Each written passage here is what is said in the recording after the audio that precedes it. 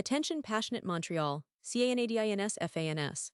Latest news, something big is happening in the Atlantic Division and it could shake up the entire conference. We're talking about a direct impact on Montreal Canadiens' path to another Stanley Cup run, a power shift that could leave a division rival stumbling for years. We're bringing this to you firsthand. But before that, if you're a true Montreal Canadiens fan, subscribe to the channel to strengthen this passion even more. Show that you're also part of this family. Let's help each other reach 1,000 subscribers. Share with your friends and Montreal Canadiens fans. Let's get to the news. Now, folks, when we talk about the Montreal Canadiens, what immediately comes to mind is their rich history, their legendary status in the NHL, and the fact that they've always been a team that fans love and respect. But as we all know, the league is constantly evolving, and this offseason might just be one of the most pivotal in recent memory for the Canadiens. We're looking at some significant moves, some strategic shifts that could redefine the franchise's trajectory for the next few seasons. And trust me, what's happening right now is not just about one player or a single trade. It's about the bigger picture, the future of this storied franchise, and how they're positioning themselves to compete at the highest level once again. Let's start by setting the scene.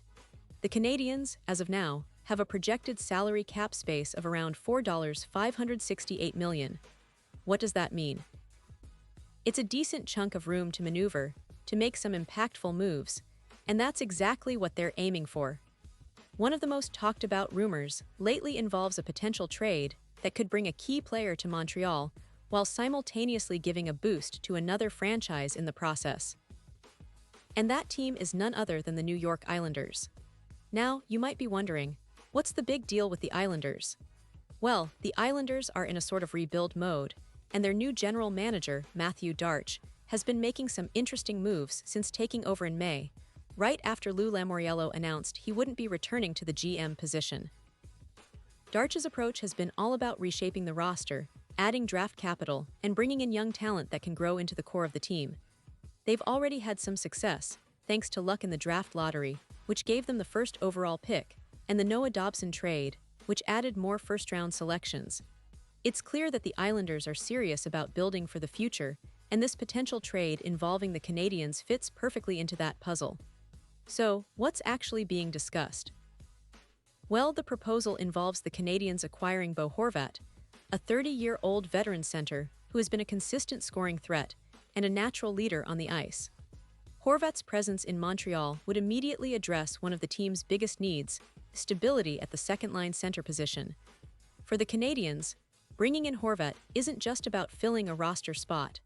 It's about adding a player who can elevate the entire lineup. He's known for his face-off prowess, his ability to be physical in front of the net, and his overall consistency in producing points.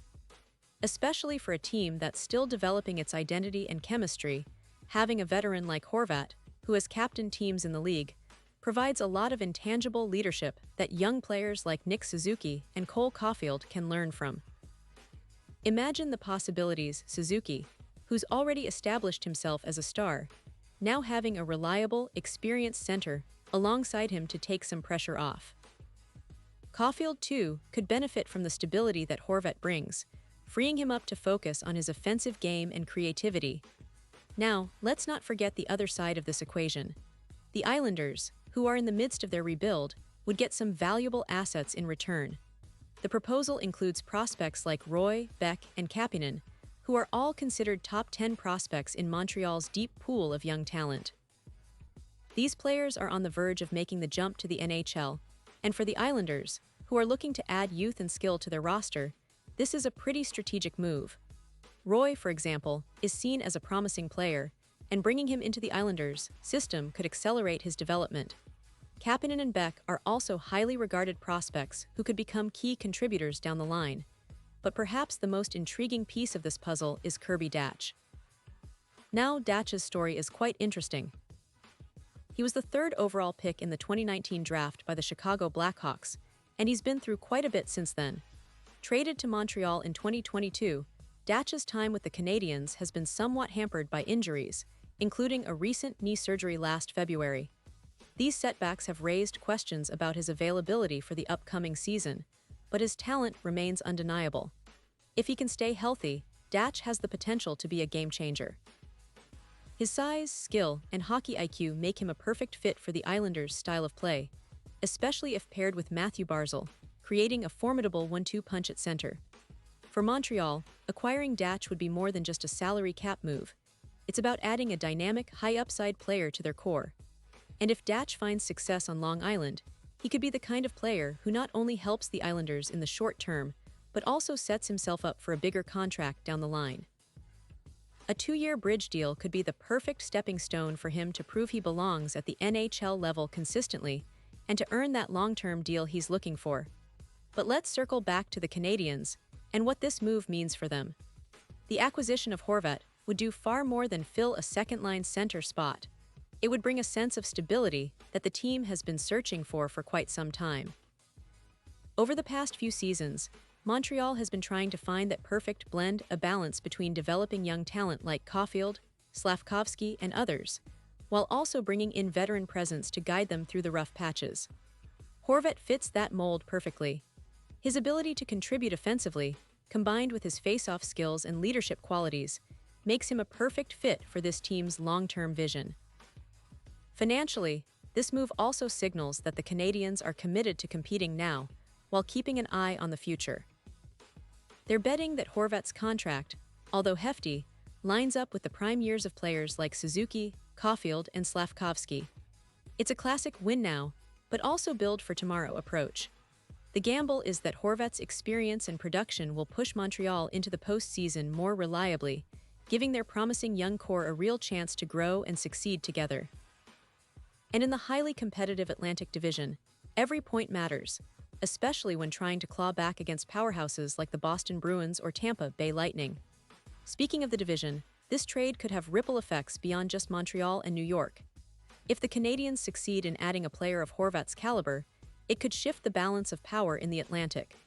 The division has become increasingly competitive, with teams like the Leafs, Lightning, and Bruins all vying for supremacy. An injection of veteran leadership and scoring punch like Horvat could make Montreal a more formidable opponent. And that's not just good for the team, but for the entire division, which has been one of the most exciting in the NHL in recent years. Now, considering the broader context of the NHL offseason, this potential trade demonstrates how teams are prioritizing flexibility, youth, and skill. The Islanders, by acquiring prospects and draft picks, are clearly investing in their future, while Montreal, by making this move, is emphasizing the importance of winning now, but also laying the groundwork for sustained success. It's a testament to how smart front offices are building their rosters, not just with big-name stars, but with strategic moves that balance immediate impact and long-term growth. In terms of player development, prospects like Roy, Beck, and Kapanen are at critical stages in their careers. For Montreal, giving them some breathing room and the opportunity to develop in a new environment could be exactly what they need to take the next step. For the Islanders, Datch's potential to thrive in their system could be a game changer, especially if he manages to stay healthy and adapt quickly to their style of play. It's these kinds of moves that keep the offseason exciting and full of surprises, and fans of both teams should keep a close eye on how things unfold in the coming weeks. And let's not forget about the emotional aspect. For Montreal fans, adding a player like Horvat, who has a reputation for leadership and clutch scoring, sparks hope and excitement. It's about more than just stats. It's about the culture and identity the team wants to build. Montreal has always been a franchise that values character, resilience, and a winning mentality. Bringing in Horvat aligns perfectly with that philosophy. It's a statement move that says, "We're here to contend, and we're doing it with a focus on the present and the future." It also sends a message to the other teams in the division that the Canadiens are serious about their resurgence and will do whatever it takes to stay competitive. Now, as we look ahead to the upcoming season, it's clear that this move could be a defining moment for the Canadiens.